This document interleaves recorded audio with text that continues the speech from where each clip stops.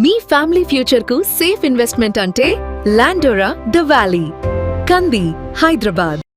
నమస్తే, welcome to Suman TV. నేను మీ Sai Bhairi. Super సాటర్డేలో రెండో మ్యాచ్ ఈరోజు ఎస్ఆర్హెచ్ వర్సెస్ సిఎస్కే మధ్య జరగబోతుంది. మన హైదరాబాద్లో ఉప్పల్ స్టేడియం వేదికగా జరగబోతున్న ఈ మ్యాచ్లో ఎవరు గెలుస్తారు, ఏ రకంగా ఉండబోతుంది ఆట, దీనికి సంబంధించి మాట్లాడదాం. మనతో పాటు స్పోర్ట్స్ అనలిస్ట్ సిహెచ్ వెంకటేష్ గారు జాయిన్ అవుతున్నారు. సార్ నమస్తే. సార్ నమస్తే సార్. సార్, హైదరాబాద్లో మరొక క్రికెట్ హంగామా అని చెప్పొచ్చు. ఎందుకంటే ఒకవైపు ధోని, ఒకవైపు సన్ రైజర్స్ టీము రెండు కూడా తలపడబోతున్నాయి. ఎలా ఉండబోతుంది మ్యాచ్? యా, సదరన్ డర్బీ, రెండు సదరన్ టీమ్స్ ఆడుతున్నాయి. చాలా ఇంట్రెస్టింగ్ ఉంటుంది. ముఖ్యంగా ఏంటంటే చెన్నై మొదట్లో చాలా హోప్లెస్గా కనిపించిన, ఇప్పుడు బాగా పికప్ అయింది చెన్నై టీమ్. వాళ్ళ బ్యాటింగ్ లైనప్, వాళ్ళు మొత్తం 11 బాగా సెట్ అయినట్టుగా అనిపిస్తుంది. ఈ సిచ్యుయేషన్లో I think SRH has to be very very strong to beat Chennai. ఎంత హోమ్ అడ్వాంటేజ్ ఉన్నా సరే ఎస్ఆర్హెచ్కి చెన్నై ఓడించడం అంత ఈజీ కాదేమో అని అనిపిస్తున్నాడు. ధోని కూడా ఎంటర్ అయినట్టుగా ఒక పోస్ట్ పెట్టారు, ఉప్పల్ స్టేడియంలో దిగి ప్రాక్టీస్ చేస్తున్నట్టుగా. ఒకవేళ ధోని కనుక ఈ మ్యాచ్లో బరిలోకి దిగితే ఆ ఇంపాక్ట్ ఏమన్నా చూడొచ్చు అంటారా? అంటే ధోని టీంతో జాయిన్ అయ్యాడు, హైదరాబాద్ రావడం అంతా కరెక్టే, కానీ అతను ఖచ్చితంగా ఆడతాడన్న ఇన్ఫర్మేషన్ అయితే మనకి ఇంతవరకు లేదు. అతను ఇంకా కొంత టైం తీసుకుంటాడు, ఇంజరీ నుంచి కోలుకుంటున్నాడు. అతను ఇమీడియట్గా వచ్చి ఆడేస్తాడని అయితే నేను అనుకోను. టీం కూడా వాళ్ళు బాగా సెట్ అయింది. ఇప్పుడు ఆ టీంలో మార్పులు చేయాల్సిన అవసరం కూడా లేదు. ధోని ప్రెజెన్స్ ఉంటుంది అక్కడ గ్రౌండ్లో, ఎందుకంటే గతంలో ధోని ఉండట్లేదు. ధోని ప్రెజెన్స్ ఉంటుంది. కొన్ని రూమర్స్ కూడా వచ్చినాయి, ధోని రిటైర్ అయిపోయాడు ఆల్రెడీ, అందుకే టీంతో పాటు ట్రావెల్ చేయట్లేదని కొన్ని రూమర్స్, కొన్ని యూట్యూబ్ ఛానల్స్ వాళ్ళు దాని మీద స్టోరీస్ రన్ చేశారు. బహుశా అవన్నింటినీ డిస్పెల్ చేయడానికి, అలాంటి రూమర్స్ అన్నింటినీ వాటికి దాంట్లో నిజం లేదని చెప్పడం కోసం అని చెప్పి ధోని టీంతో పాటు ట్రావెల్ చేసి హైదరాబాద్ రావడం మనం చూసాం. But I don't think Dhoni will play in the match. So Dhoni ఇప్పట్లో ఇమీడియట్గా వస్తాడని అయితే నాకైతే అనిపించట్లేదు. రైట్ సార్, రెండు టీంల యొక్క బ్యాటింగ్ బలాలను కనుక చూస్తే ఏ జట్టు ఎక్కువ స్ట్రాంగ్గా ఉంది బ్యాటింగ్ లైనప్లో? SRH batting is very strong. మనకు తెలుసు కదా, అభిషేక్, ట్రావిస్ హెడ్ వాళ్ళిద్దరు ఉన్నారు. ఇషాన్ కిషన్ సూపర్ ఫామ్లో ఉన్నాడు, క్లాసన్ ఫామ్లో ఉన్నాడు. క్లాసన్ అండ్ ఇషాన్ ఇద్దరు కూడా ఆరెంజ్ క్యాప్ రేస్లో ఉన్నారు. ప్లస్ నితీష్ రెడ్డి కానీ సలీల్ అరోరా వీళ్ళు కూడా మంచి క్యామియోస్ ఆడుతున్నారు. సో ప్రస్తుతం బ్యాటింగ్ బాగా సెట్ అయింది, బాగా సెట్ అయింది బ్యాటింగ్. బౌలింగ్ కూడా మనకి ఎప్పుడైతే ఈ కొత్త కుర్రాళ్ళు ఇద్దరు బాగా బౌలింగ్ చేస్తారు, లాస్ట్ మ్యాచ్లో మీకు ప్రఫుల్ హింగే అండ్ సాకిబ్ హుస్సేన్, బౌలింగ్ కూడా బలపడినట్టుగా అనిపిస్తుంది. శివాన్ కుమార్, హర్ష్ దూబే అయితే మొదటి నుంచి బాగా చేస్తున్నారు, యశాన్ మలింగా. సో ఈవెన్ మధుశంక కూడా టీంతో చేరినట్టుగా ఉన్నాడు. మధుశంకర్కి ఇమీడియట్గా టీంలోకి రాకపోవచ్చు. బట్ ఐ థింక్ ఎస్ఆర్హెచ్ ఇప్పుడు చాలా స్ట్రాంగ్ పొజిషన్లో కనిపిస్తుంది. ఒకటేంటంటే ఈ కొత్త బౌలర్స్ ఇద్దరు ప్రఫుల్ అండ్ సాకిబ్, వాళ్ళు సెకండ్ మ్యాచ్లో కూడా ఫస్ట్ మ్యాచ్లో చూపించినంత ఇంపాక్ట్ చూపిస్తారా అనేది ఒక క్వశ్చన్ మార్క్.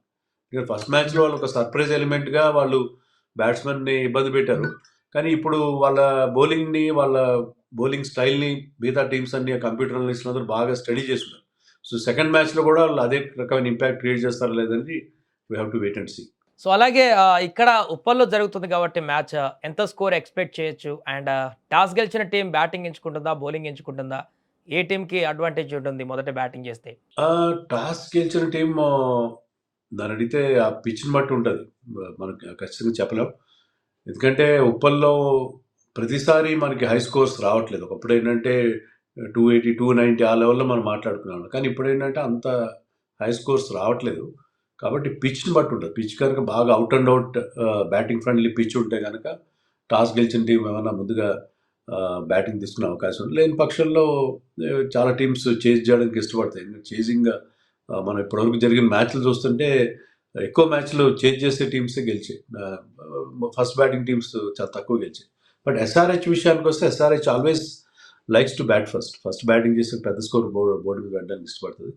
అలా ఎస్ఆర్హెచ్ కెప్టెన్ ఇషాన్ కనుక టాస్ గెలిస్తే ముందుగా బ్యాటింగ్ తీసుకుని ఆశ్చర్యపోవాల్సిన అవసరం లేదు. బౌలింగ్ డిపార్ట్మెంట్తో పోలిస్తే ఎలా ఉందంటారు రెండు టీంలకి? ఎస్ఆర్హెచ్ బౌలింగ్ గురించి మనం ఆల్రెడీ మాట్లాడుకున్నాం. చెన్నై విషయానికి వస్తే వాళ్ళకి ఒక పెద్ద బ్లో ఏంటంటే Khaleel Ahmed ruled out. Khaleel Ahmed last మ్యాచ్లోనే అతనికి ఇంజరీ అయింది. సో అతను ruled out of this IPL. అది వాళ్ళకి పెద్ద బ్లో, ఎందుకంటే అతను న్యూ బాల్తో కానీ డెత్లో కానీ చాలా మంచి బౌలింగ్ చేసి ఎక్స్పీరియన్స్డ్ క్యాంపెయినర్. బట్ ఏంటంటే వాళ్ళు మిగతా బౌలర్స్ బాగా కలిసి వస్తున్నారు. Anshul compose is doing a very good job. Jamie vote on కానీ, తర్వాత వాళ్ళ స్పిన్నర్స్ కూడా నూర్ అహ్మద్ చాలా మంచి ఫామ్లోకి వచ్చాడు, అకీల్ హుస్సేన్. సో వాళ్ళు ఖలీల్ ప్లేస్‌లో మరొక ఇండియన్ బౌలర్‌నో, ఒక ఫారిన్ బౌలర్‌నో ఆడించుకోవాల్సిన అవసరం ఉంది. సో ఆ విషయంగా వాళ్ళు they have to pick a good replacement for Khaleel. ఖలీల్‌కి కూడా మంచి రిప్లేస్‌మెంట్ దొరికితే ఐ థింక్ చెన్నై బౌలింగ్ కూడా స్ట్రాంగ్‌గా ఉండే అవకాశం ఉంది. అలాగే సీఎస్కే నుంచి రుతురాజ్ గైక్వాడ్ చాలా స్ట్రగుల్ అవుతున్నాడు కనిపిస్తుంది బ్యాటర్‌గా. సంజు ఫామ్‌లోకి వచ్చాడు, పికప్ అయ్యాడు. మిగతా వాళ్ళు కూడా ఫామ్‌లోకి వచ్చారు, రాణిస్తున్నారు. బట్ రుతురాజ్ గైక్వాడ్ ఎందుకు ఈ రకమైనటువంటి ప్రదర్శన చేస్తున్నాడు? ఏమైనా ఒత్తిడి పడుతుందంటారా కెప్టెన్సీగా? రుతురాజ్ ఫామ్ చాలా పెద్ద ఆందోళనకరంగా తయారైంది వాళ్ళకి. ప్రతి మ్యాచ్ ఫెయిల్ అవుతున్నాడు. సో రుతురాజ్ ఏంటంటే నన్నడిగితే నంబర్ 3లో ఆడాలి. ఓపెనర్‌గా ఆడకుండా ఆయుష్ మాత్రే is in great form. Ayush Mhatre, Sanju Samson open చేస్తే వాళ్ళిద్దరి కాంబినేషన్ బ్రహ్మాండంగా ఉంటది. వాళ్ళిద్దరు ఓపెన్ చేసి Ruturaj should bat at number 3. దానివల్ల ఏంటి న్యూ బాల్‌ని ఫేస్ చేసే అవకాశం ఉండదు. అతను కొంత టైం తీసుకునే అవకాశం ఉంటుంది. సో రుతురాజ్ నంబర్ 3లో ఆడి, గతంలో కూడా నంబర్ 3లో ఆడాడు. వీన్ ఇండియా కూడా I think he played at number 3.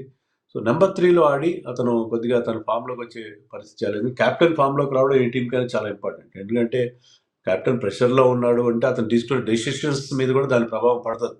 So Ruturaj ఒక్కడే ఆ టీమ్‌లో. మిగతా వాళ్ళందరూ మంచి ఫామ్‌లో కనిపిస్తున్నారు. సర్ఫరాజ్ గాని, శివ అందరూ బాగా ఆడుతున్నారు వాళ్ళకి.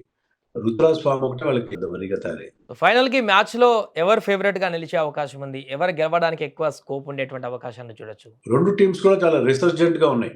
మ వాళ్ళు కాస్త అటు ఇటుగా ఆడిన మొదట్లో, వాళ్ళ లాస్ట్ మ్యాచెస్‌లో చాలా ఇంపాక్ట్‌ఫుల్‌గా ఆడారు 2 టీమ్స్. సో ఇంట్రెస్టింగ్ బ్యాటిల్ ఉండబోతుంది. ఐ థింక్ ఎస్ఆర్‌హెచ్‌కున్న స్ట్రెంగ్త్ ఏంటంటే వాళ్ళ టాప్ 3 క్లిక్ అయితే ఎస్ఆర్‌హెచ్ గెలుస్తుంది. లేని పక్షంలో చెన్నైకి అవకాశం ఉండే అవకాశం ఉంది. I think it was a 50-50 match అనే చెప్తాను నేను. ఎందుకంటే 2 టీమ్స్ కూడా ఇప్పుడు ప్రస్తుతానికి స్ట్రాంగ్‌గా ఉన్నాయి. So it could be 50-50 match only. Right sir. Thank you so much. ఇది ఎస్ఆర్‌హెచ్ వర్సెస్ సీఎస్‌కే మధ్య జరగబోతున్నటువంటి మ్యాచ్‌లో ఎవరు గెలుస్తారు? ఎవరు ఎలాంటి ప్రదర్శన చేస్తారనేది మనం కూడా చూద్దాం.